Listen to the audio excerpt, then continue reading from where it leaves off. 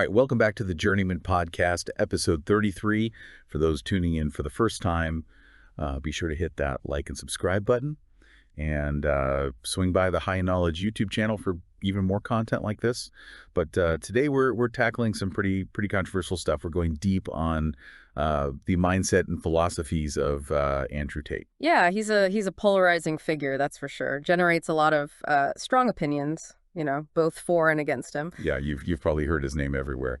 But today we're not here to fan the flames, so to speak. We're going deep into the source material. We have a briefing document and a YouTube video transcript. We're going to use those to really understand the core ideas being presented. You can find a link to all that in the episode description. Yeah, and it's important, I think, to approach this with open minds. The goal is to unpack these concepts, not to endorse or condemn any specific person. Exactly. Yeah.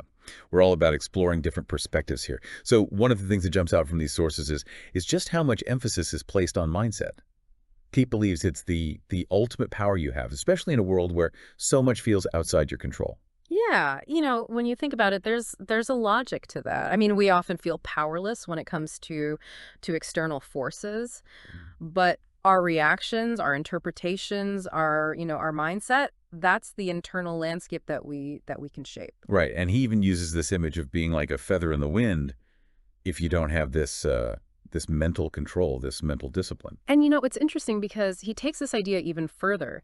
He argues that believing you're the man even before you've achieved anything concretely is crucial to success. Like that unwavering self-belief will attract opportunities and like-minded individuals. Yeah, it's almost like a self-fulfilling prophecy. If you believe in your own greatness, you might just start acting in ways that make it a reality. Of course, there's a fine line between confidence and arrogance, and we'll definitely be digging into that a bit later. Yeah, absolutely. And then there's this whole thing about using anger as fuel. He actually encourages people to get pissed off at not having the life they want, to channel that frustration into motivation. Yeah, that's a really interesting point. It challenges conventional wisdom, right? Because usually we're told to suppress anger, but there's actually quite a bit of research on how anger, when channeled correctly, can be a really powerful force for change. It's all about making sure you harness it constructively rather than letting it, become destructive. Right. Yeah. Okay, so we've got this self-belief, we've got this anger as fuel, but then he throws this kind of curveball, this you're alone, nobody gives a mentality. Right. It sounds pretty harsh, but Yeah. but is there any truth to it? Well, yeah, I mean, his language is blunt. There's no doubt about that. But what he's advocating for is radical personal responsibility. It's the realization that no one else can, live your life for you, make your choices, or ultimately determine your outcomes. So it's less about being completely isolated and more about taking ownership of your journey. Exactly. He seems to be arguing against relying on others for your success. He's emphasizing self-reliance. Yeah. Yeah, it's an important question, though, for you, the listener. Is complete self-reliance even realistic or even desirable? What about the role of, community, support systems, collaboration? That's a great point. Yeah, it seems like he's really emphasizing one extreme, and as with most things, the truth probably lies somewhere in the middle. Yeah. So speaking of community, he also has some strong opinions about the company you keep, specifically this idea that you are the sum of the 5 people you spend the most time with. Right. And this is where the G mindset, this term he uses frequently, really comes into play. He believes that surrounding yourself with high achievers, those who he calls killers or monsters, that will push you to elevate your own game. Yeah, he even shares this anecdote about feeling self-conscious around his own successful friends. Yeah. But ultimately seeing that as a catalyst for his own growth. Like it's this unspoken pressure to rise to their level. But it makes you wonder, right? I mean, is strategically choosing your social circle based solely on their success genuine? Or is it a bit calculated? And what about those deep, meaningful relationships that might not fit that mold? Yeah, those are important questions to consider. So let's shift gears a little bit and talk about comfort, or rather, Tate's complete disdain for comfort. Yeah. So he argues that modern society has become too comfortable, particularly for men. He believes that this ease has led to complacency and a lack of drive, especially compared to, the hardships that our ancestors faced. Yeah. He explicitly says men think it's okay to just become comfortable, Yeah. and he's advocating for actively seeking out what he calls constructive discomfort as a means of uh, reaching your full potential. Yeah, this connects to his idea that, men were historically forged through hardship. Like that overcoming challenges is what builds resilience and strength.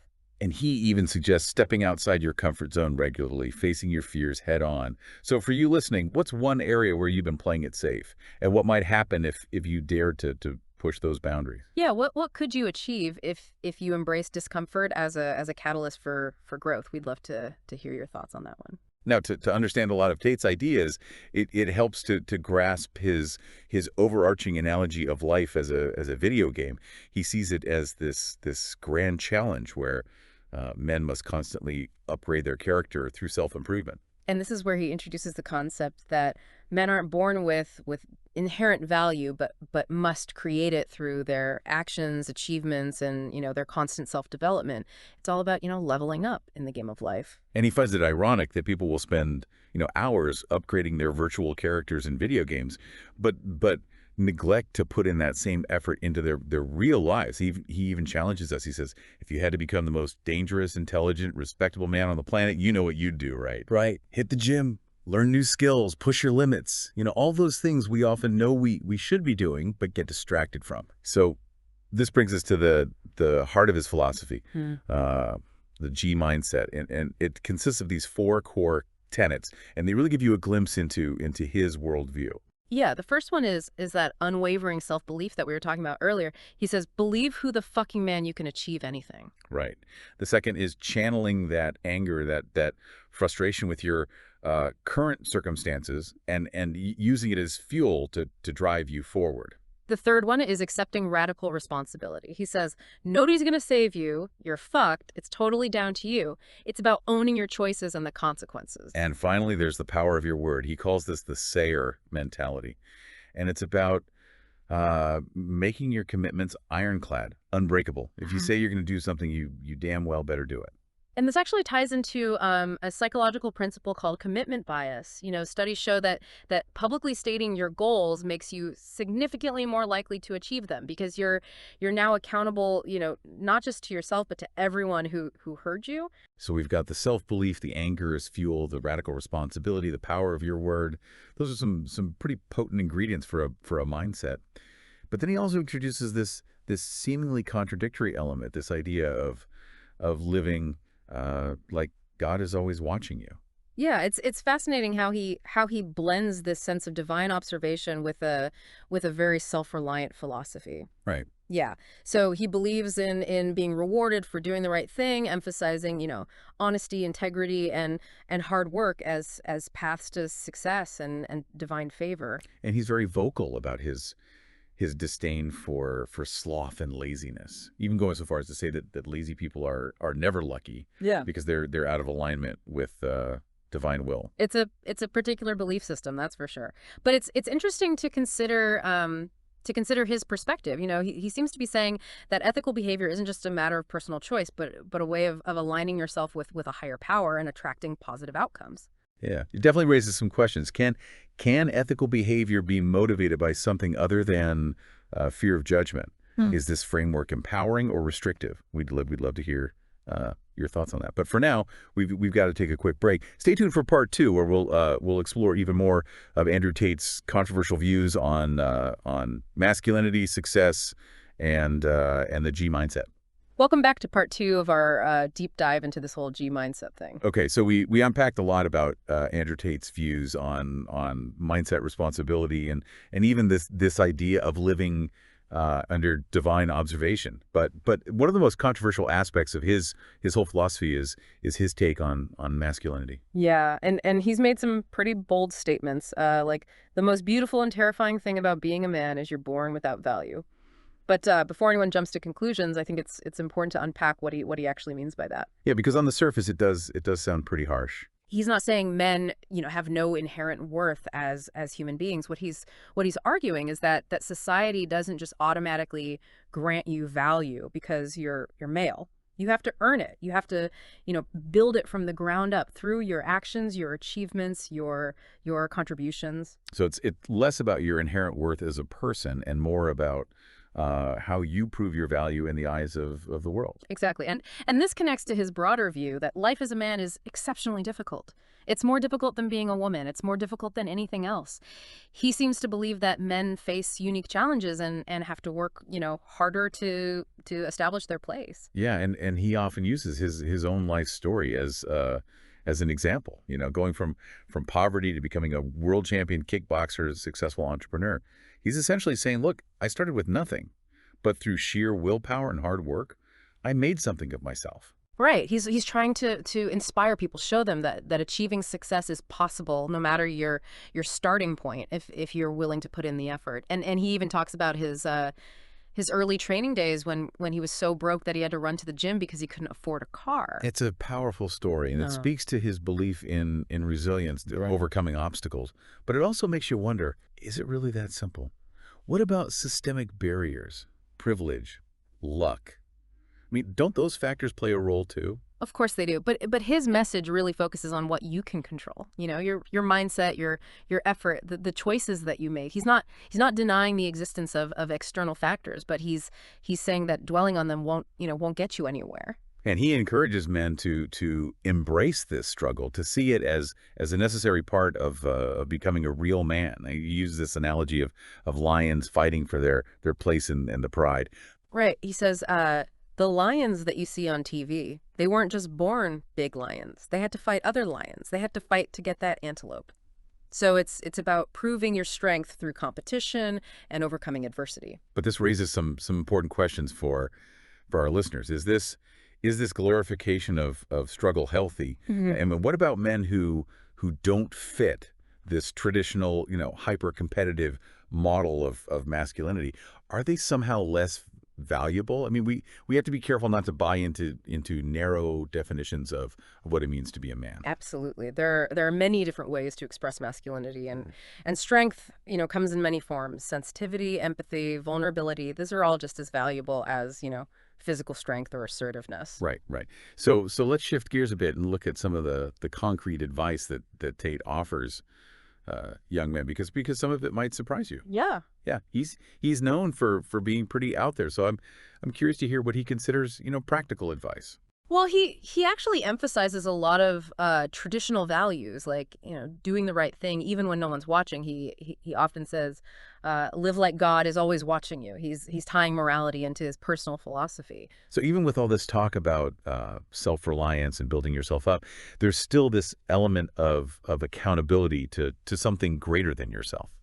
Right, and it's interesting how he connects seemingly small actions to long-term success. He's a big believer in having a firm handshake, being punctual, and treating everyone with respect. He says that people who consistently do these, simple things right, they tend to go far in life. It's like he's saying that good manners and basic decency aren't just about being polite. They're foundational building blocks for success. Exactly. And he also emphasizes honoring your lineage, your ancestors. He believes that if you give a shit about your ancestry, it is your duty to be successful. It's an interesting perspective that your success isn't just about you, but about carrying on a legacy, adding to a larger story that extends beyond, your own lifespan. Right. And he even uses his own family as an example. He talks about how his father, who is a chess player, is still remembered because of his achievements. It's like his accomplishments, reflect back on his lineage and keep their memory alive. But it raises an interesting question for listeners. What if you don't feel connected to your family history? Or what if you don't define success in the same way they did? Is it still your duty to achieve based on their values? Yeah, it's a complex issue, and ultimately it comes down to defining what success means for you. What legacy you want to build, and on whose terms. But speaking of duty, let's revisit that sayer mentality we discussed earlier, because it's central to Tate's philosophy. Right. That whole idea of making your word unbreakable, becoming someone whose word is their bond. He tells this story about making a pact with his brother that their word would be ironclad. They would Mhm. always follow through on their It's commitment. like a self-imposed code of honor. You're holding yourself to a higher standard. And as we mentioned earlier, there's actually a psychological principle called commitment bias that supports this. Yeah. Publicly stating your goals and intentions makes you significantly more likely to achieve them. It's like you're holding yourself accountable, not just to yourself, but to everyone who heard you. He even suggests saying things out loud, even if you don't feel like doing them. He says, wake up and go up to your friend or your mom or whoever and say, you know what? I'm going to do 1,000 push-ups today. It's like a self-imposed dare that forces you to step up. Exactly. He believes that by putting it out there, you create this obligation to yourself, and then it's a choice. Do you rise to the challenge or do you back down? It's about building that internal fortitude and becoming the kind of person who follows through no matter what. But what happens when life throws you a curveball? I mean, Yeah. we all face unexpected challenges and setbacks. How does his philosophy account for that? Well, he actually addresses this directly. He talks about the importance of resilience, the ability to bounce back from adversity and learn from your mistakes. He even uses his experience in jail as an example, Yeah. and it was a test of his mental resolve, and that he came out stronger because of it. It's about finding the strength to move forward no matter what life throws your way. He acknowledges that it doesn't matter what the adversity is or how much it hurts you. You need to allow it to motivate you to push harder to show your resilience. It's like he's saying that facing challenges head on is the only way to truly grow, to prove your strength.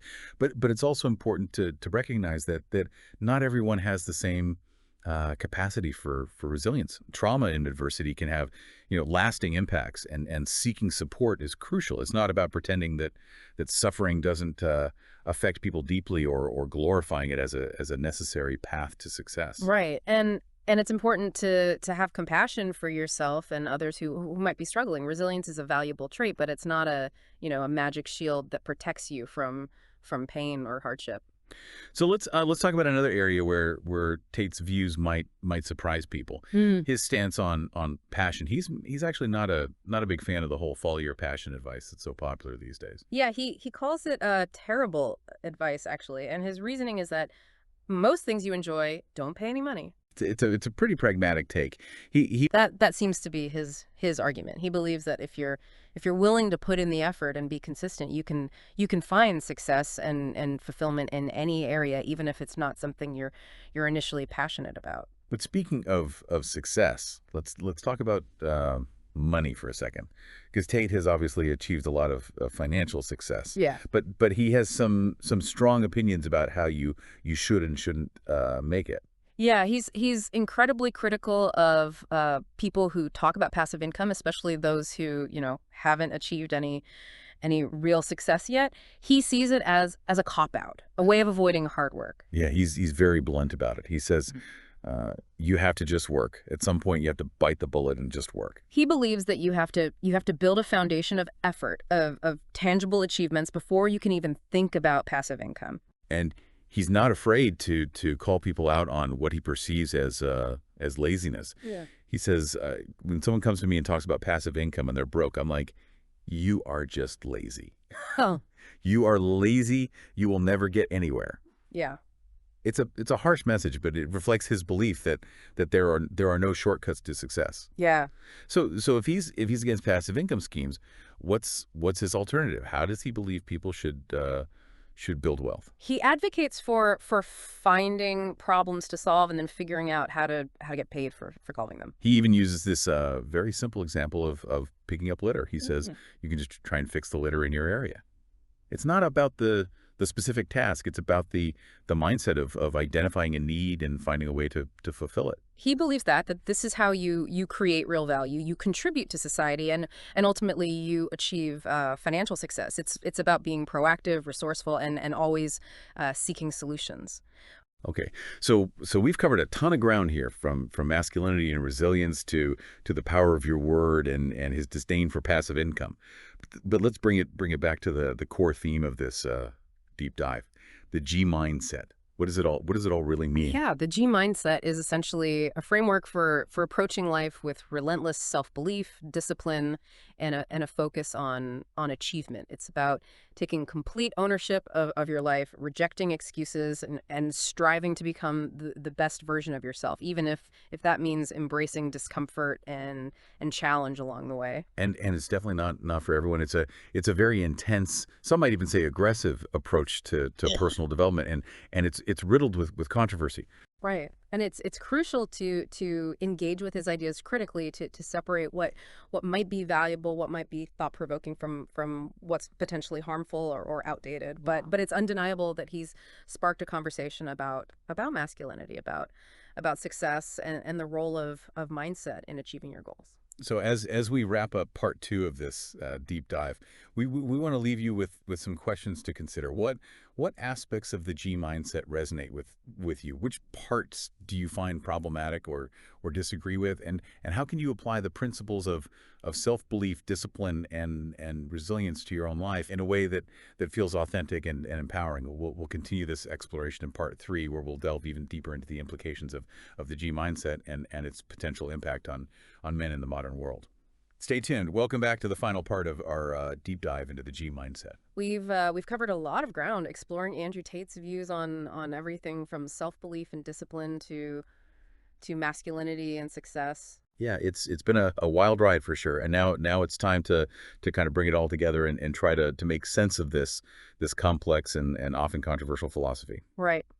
We've unpacked a lot of individual concepts, but what does it all add up to? What's the bigger picture here? Well, I think it all goes back to that central message of the G mindset, this idea that your mindset is the ultimate key to success. He repeatedly emphasizes this, saying things like, if you can control your own mind, then it seems that nobody fucking can. Yeah, it's about recognizing that while you can't always control the external world, you have absolute power over your internal world, your thoughts, your beliefs, your reactions. He's essentially saying that most people are failing not because of external circumstances, but because they lack the mental discipline to stay focused, to make smart choices, and to resist distractions.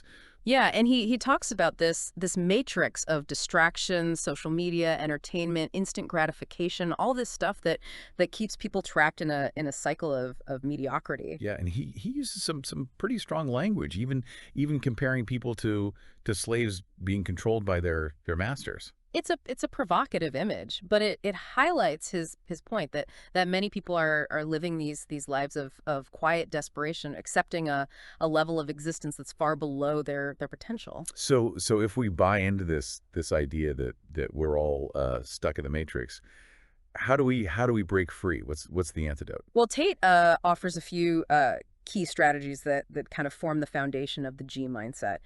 First, he emphasizes cultivating unwavering self-belief. Mhm. It's about believing in your ability to achieve anything you set your mind to, even if you haven't achieved it yet. He seems to think that this self-belief becomes a self-fulfilling prophecy. It attracts opportunities and propels you towards success. Right. And it ties into the second key principle, which is developing discipline. It's not about relying on, fleeting motivation or waiting for the right moment. It's about consistently doing what needs to be done, regardless of how you feel. He's a huge advocate for building habits, Yeah. setting high standards, and holding yourself accountable to a level of effort that most people simply aren't willing to maintain. Yeah, and the third element is embracing responsibility. Yeah. It's about recognizing that no one else is gonna save you. You are in control of your life and you have to make the most of it. Yeah. It's about owning your choices, both the successes and the failures, and understanding that your destiny is ultimately in your hands. And finally, he emphasizes the importance of honoring your word. This is what he calls the sayer mentality, and it's about making your commitments sacred, becoming someone whose word is unbreakable. Yeah, it's about developing a reputation for integrity, reliability, and follow through. These are traits that he believes are essential for building trust and achieving lasting success. So those are the four pillars, I guess you could say, of the G mindset: self-belief, discipline, responsibility, and honoring your word. And while some of these concepts might seem universally beneficial, it's important to remember that Tate's philosophy is not without its critics. Right. And we've discussed some of the more controversial aspects throughout this deep dive, but it's worth revisiting them as we try to form a holistic understanding of the G mindset and its potential implications. Absolutely. For example, one of the most contentious aspects is his stance on masculinity, particularly his statement that men are born without value. Now, as we've discussed, he clarifies that he's not saying men are inherently worthless, but rather that society doesn't automatically grant them value. They have to earn it through their actions and achievements. But this ties into a very, very traditional, some might say toxic view of masculinity, where strength, dominance, and emotional control are seen as the ultimate markers of manhood. Yeah, and this perspective often ignores the complex realities of gender and the challenges that many men face in a society that pressures them to conform to narrow and often harmful stereotypes. It's important to recognize that there are many different ways to be a man, and strength comes in many forms: sensitivity, empathy, vulnerability. These are all just as valuable as physical strength or assertiveness. Right, right. And another point of contention is his dismissal of depression. He's stated quite emphatically that he believes depression isn't real, that it's a weakness that you can simply choose to overcome. And as we mentioned earlier, this is a dangerous oversimplification. I mean, clinical depression is a serious medical condition that requires professional help. Yeah, it's not a matter of willpower or mindset. It's a complex interplay of biological, psychological, and social factors. And his message could be incredibly harmful to people who are struggling with mental health, potentially discouraging them from seeking the help that they need. It's important to separate his personal coping mechanisms from clinical realities. Yeah. What works for one person might not work for everyone, and it's crucial to approach mental health with compassion and understanding. So we've explored the potential benefits and drawbacks of the G mindset, and now the question is, what do you take away from all this? As listeners, you have the responsibility to sift through these ideas, to identify what resonates with you and to reject what doesn't. It's not about blindly accepting everything Andrew Tate says or completely dismissing his Mhm. perspective. It's about using critical thinking, examining your own values, and forming your own informed opinions. And remember, there's no one-size-fits-all approach to personal development. What works for one person might not work for another. Yeah, the journey to becoming the best version of yourself is deeply personal, and it's up to each of us to find what resonates with our values, our goals, and our unique circumstances. So as we conclude this deep dive, we want to leave you with a final thought. If controlling your mind is the ultimate power, as Tate suggests, Yeah. what will you choose to focus on? What actions will you take to create the life you want, and what kind of legacy will you leave behind? These are questions worth pondering as you continue your own journey of personal growth and self-discovery. And if you enjoyed this deep dive, don't forget to hit that like button, subscribe to the channel, and share it with anyone who might benefit from these ideas. Thanks for joining us on the Journeyman Podcast. Until next time.